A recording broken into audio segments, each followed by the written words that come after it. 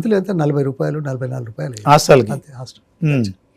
So అప్పుడు ఎక్కడ compromise లేకుండా ఓకే. అట్లా అంటే కడు దుర్భరమైన పరిస్థితులు చూసి అదే క్రమంలో వాటిని అధిగమించారు. అధిగమించడం. అట్లాగే అమెరికా పోవడం నేను మీకు ఇదొక చరిత్ర. ఎవరి పట్ల మీరు వినకపోవచ్చు, ఎప్పుడు వినే అవకాశం కూడా దొరకకపోవచ్చు, ఎప్పుడు జరగకపోవచ్చు కూడా. ఏంటంటే నా బ్యాక్గ్రౌండ్కి చెప్పులు లేవు, బట్టలు చిరిగినవి ఉంటాయి. ఈ స్కాలర్షిప్ వచ్చినా అక్కడున్నా ఇక్కడున్నా అంత పెద్ద ఉన్నోళ్ళతోటి ఉండడమే కానీ ఆ పరిస్థితి లేదు. అటువంటిది అమెరికా పోతాడు అని గేల్ చేసేది. నేను 3 సంవత్సరాల ముందు ఇంజనీరింగ్ కంప్లీట్ కాక ముందు 5 సంవత్సరాలు 3 ఏళ్ళు పడుతుంది నాకు ఫినిష్ చేయడం. ఫినిష్ చేసిన తర్వాత మీ దగ్గర ఎంఎస్కి వస్తాను అని దరఖాస్తులు పెట్టుకున్నాను. అందరూ అప్పుడే 3 ఏళ్ళ ముందు అందరూ షాక్ అయ్యారు, ఇదేంది అని. యూనివర్సిటీలు కూడా మార్క్స్ మంచుకున్నాయి, రికార్డు బాగున్నది అని 4 యూనివర్సిటీలు అడ్మిషన్స్. అప్పుడు ఫస్ట్ ఇయర్ ఎగ్జామ్స్ అయిపోయినాయా బీటెక్? సెకండ్ ఇయర్ తర్వాత అంటాను. సెకండ్ ఇయర్, ఫస్ట్ ఇయర్ అయిపోయింది, సెకండ్ ఇయర్ అయిపోయింది. ఇంకా 3 సంవత్సరాలు ఉన్నది ఇది ఇంజనీరింగ్ పూర్తి చేయడానికి. ఆ టైంలో నేను అప్లై చేస్తే అందరు గేల్ చేసేది, వీడట అమెరికా పోతాడట, అమ్మ చెప్పులు కూడా చక్కగలవు అని గేల్ చేసేది. చేసినాం, వచ్చింది అడ్మిషన్ వచ్చింది. సబ్జెక్టు పాసింగ్ ఫస్ట్ క్లాస్ అని ఇచ్చారు. ఉస్మానియా నుంచి బీటెక్ కంప్లీట్ చేశారు. అది 68లో. అయితే 3 ఏళ్ల ముందు 2.5 ఏళ్ల ముందు నాకు అడ్మిషన్ ఇచ్చిన చరిత్ర ఇది. రేర్ ఈవెంట్ అంటున్నా. ఒక్లహామా యూనివర్సిటీ. ఓకే, పోయింది అక్కడికి. 4 యూనివర్సిటీలకు వచ్చింది అడ్మిషన్. అది పోయినాను. అగో అట్లా అది పోవడానికి కూడా మళ్ళీ ఏమైంది, డబ్బులు ఎక్కడి, కష్టం కదా. ఎయిర్ ఫేర్ కావాలి, ఫస్ట్ సెమిస్టర్కి పైసలు కావాలి. నేను అప్లై చేస్తే సెకండ్ సెమిస్టర్ నుంచి మేము ట్రై చేస్తామని చెప్పి మొదటి సెమిస్టర్లో వాళ్ళు స్కాలర్షిప్ ఇయ్యాలి యూనివర్సిటీ. కానీ ఎట్లా పోవాలి, ఎట్లా చదవాలి. నిజాం ట్రస్ట్ ఫండ్ నాకు స్కాలర్షిప్ ఇచ్చింది. ఏది గ్రాంట్, ఎయిర్ ఫేర్, 1 వే. నిజాం ట్రస్ట్ ఫండ్ వాళ్ళు ఇస్తారు. అయితే నేను ఎలిజిబుల్ చూశారు, బ్యాక్గ్రౌండ్ అంతా. నాకు ₹5,200 అప్పుడు 1 వే ఎయిర్ ఫేర్ అది ఇచ్చారు.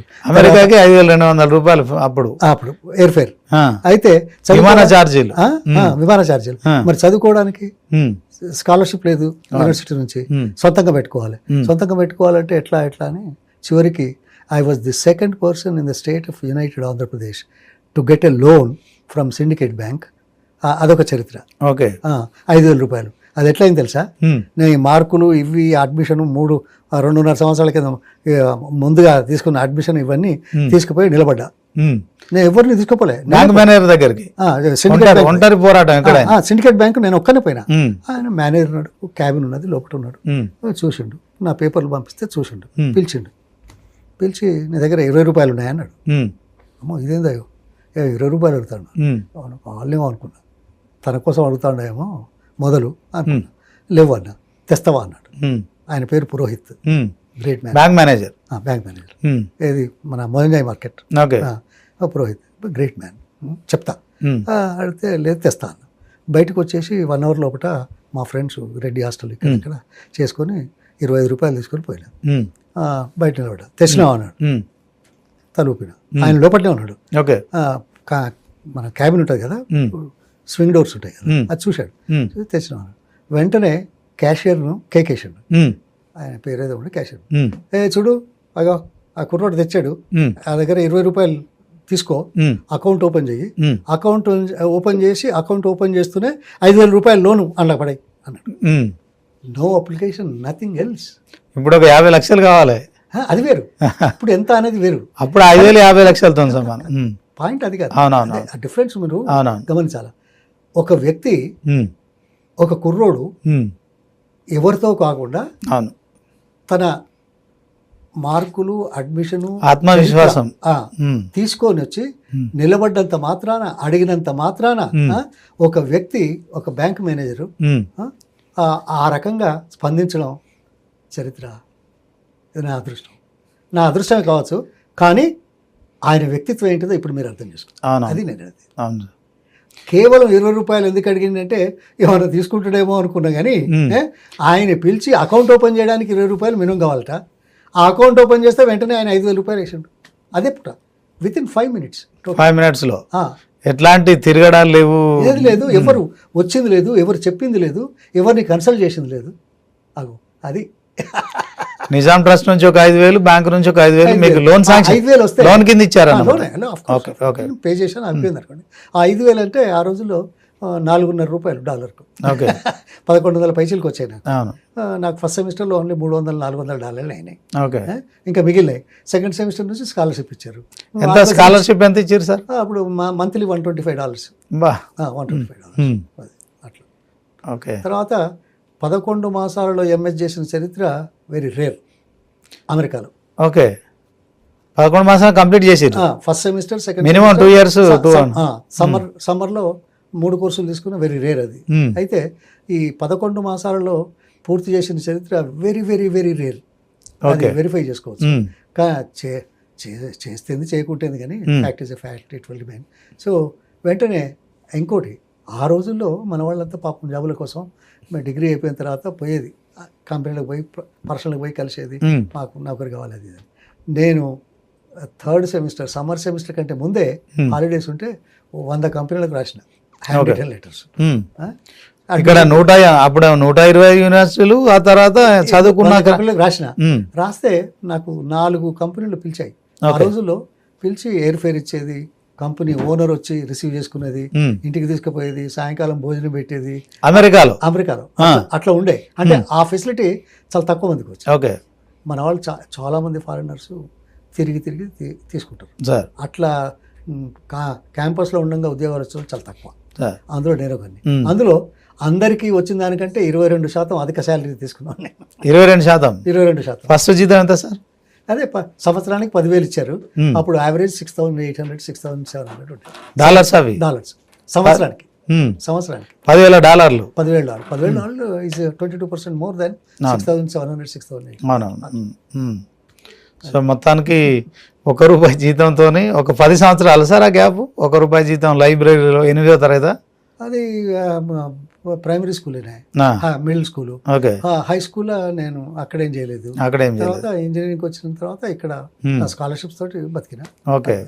సో మొత్తానికి ఇంజనీరింగ్లో ఎంఎస్లో మీరు తీసుకున్న బ్రాంచ్ ఏంటి సార్? ఫ్లూయిడ్ పవర్ మెకానిక్స్ అని, fluid dynamics specialization. That's mostly used for aerospace.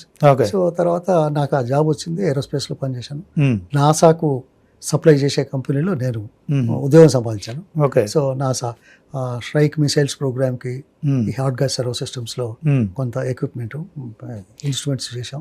తర్వాత ఇప్పటికి కూడా ప్యాసింజర్ ఎయిర్క్రాఫ్ట్లో నేను ఫ్లైట్ ఎక్కితే ఫస్ట్ చూసేది డోర్ దగ్గర ఉంటుంది కదా, ఫస్ట్ డోర్లో తీసి పెడతారు, దాంట్లో మిర్రర్ ఉంటుంది కదా, అందులో చూస్తుంటా ఏం చూస్తున్నావు అని అడుగుతారు. అక్కడ ఒక సిలిండర్ పెడతారు, అది కవర్ అయి ఉంటుంది, దాంట్లో ప్రెషర్ గేజ్ ఉంటుంది. ఆ ప్రెషర్ గేజ్ ఏంటంటే 3000 PSI ఉండాలి. అది ఉందా లేదా అని చూస్తాను. ఎందుకు చూస్తున్నారు ఇది అంటే, this pressure gauge and the instrument on this pressure gauge is designed by me, patented by my company, and it's still being used in all these years. As an engineer గా కంపెనీలో మీరు అప్ చేశాను. Okay. అది even now విండోస్లలో మీరు ఓన్గా తయారు చేసిరా? అది ఆ సిలిండర్ మీరే ఓన్గా? సిలిండర్ కాదు, సిలిండర్కి పెట్టిన ఎక్విప్మెంట్ అది మీరు తయారు చేశారు మీ ఓన్గా. మీరు ఎంఎస్ చదువుకొని అమెరికాలో ఉద్యోగం చేస్తున్న క్రమంలో ఎన్ని సంవత్సరాలు ఉద్యోగం చేశారు? 9 సంవత్సరాలు. 9 సంవత్సరాలు. ఓకే. సో మరి అప్పటికి మీ జీతం ఎంత? 9 సంవత్సరం $10,000 నుంచి పెరుగుతుంది కదా. ఓకే. సంవత్సరానికి 5% 10% అయితే పెంచుతారు. Okay. That was not important. Okay. వివాహం ఎప్పుడు అయింది సార్ అమెరికాలో ఉన్నప్పుడు? లేదు, అమెరికా పోకముందు 1 సంవత్సరం 4th ఇయర్లో ఇక్కడ అయింది. ఓకే. సో ఫైనల్ ఇయర్ కాగానే వెళ్ళిపోయాను. 1 yearలో వెళ్ళిపోయాను. ఓకే. 1 yearలో నాకు మా పెద్ద బాబు ఇప్పుడు, so Ramakrishna, he was 2 months. So I left America. తర్వాత ఇక అమెరికాలో ఉద్యోగం చేశాను, కానీ ఇక్కడ ఫ్యామిలీ షిఫ్ట్ చేయలేదు. ఫ్యామిలీ షిఫ్ట్ చేశారా? తర్వాత 1 year తర్వాత వచ్చారు, వెళ్ళిపోయారు. వచ్చారు. నాకు జాబ్ దొరికిన తర్వాత వాళ్ళు జాయిన్ అయ్యారు. Okay. My second son was బాండ్ దేర్. అంతే, ఇద్దరు కొడుకులు. అయితే ఇక్కడికి రావడం ఏంటిది అనేది ముఖ్యమైన విషయం. ఇప్పుడు అదే క్వశ్చన్ నెక్స్ట్. అదే వేస్తారు. కానీ నేనేం ఆలోచించిన, మా తల్లి 12 పైసలకు కూలి పని చేసింది. నేను రూపాయి నెలకు సంపాదన కోసం లైబ్రరీలో పనిచేశాను. మరి అవకాశాలు దొరికితే ఇంత దూరం వచ్చాను. మరి అటువంటి అవకాశాలు కల్పించడానికి నేనేమైనా చేస్తే మంచిది కదా. ఓకే. ఆ రోజుల్లో ఎంప్లాయ్మెంట్ గ్యారంటీ లేదు, అవును, వ్యవసాయం చాలా తక్కువ, అంతే కదా. అటువంటిప్పుడు వ్యవసాయ కూలీలుగా ఎన్ని రోజులు దొరుకుతుంది? మంచి పంటలు పండితేనే ఆ పంటలు వేసేటప్పుడు 15 రోజులు, కోతలప్పుడు 5 రోజులు, తర్వాత మళ్ళీ రెండో పంట వేస్తే అదో 5 రోజులు, గవే కదా. 20-30 రోజుల కంటే కుదరకూడదు. మరి బతుకులు ఎట్లా కావాలి? నా తిరిగా మిగతా వాళ్ళు ఎందుకు కాకూడదు? అందుకోసం కోళ్ళ వ్యాపారం పెడితే, పౌల్ట్రీ పరిశ్రమ పెడితే దాంతో గ్రామాలలో the deprived classes, the most poorest of the people, unskilled, uneducated, unfortunate people, they got the job. ఇవాళ అట్లా చేసేపట్టుకనే I got associate with doctor BV Rao, Hyderabad Venkateswara group. మేమందరం కలిసి తెలంగాణలో బాగా చేశాం.